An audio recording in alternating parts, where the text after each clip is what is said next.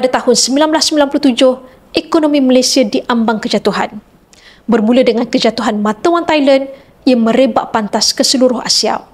Dalam masa yang singkat, nilai ringgit merosot teruk.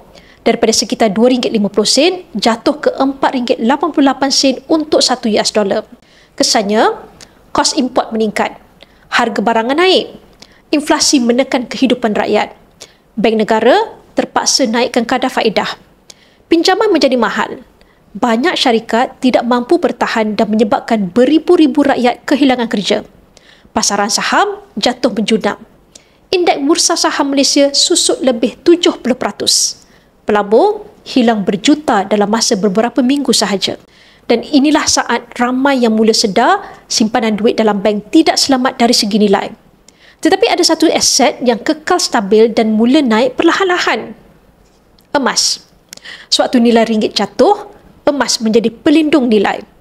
Ia tidak bergantung kepada sistem kewangan dan ia tidak boleh dicetak sesuka hati. Sesiapa yang menyimpan emas pada waktu itu, simpanan mereka tidak terkesan dengan pergolakan ekonomi. Krisis 1997 bukan sekadar sejarah. Ia bukti jelas mengapa simpanan tidak boleh 100% bergantung kepada wang tunai. Dan kita tidak tahu bila krisis ini akan berlaku lagi. Tetapi kita boleh pilih untuk bersedia.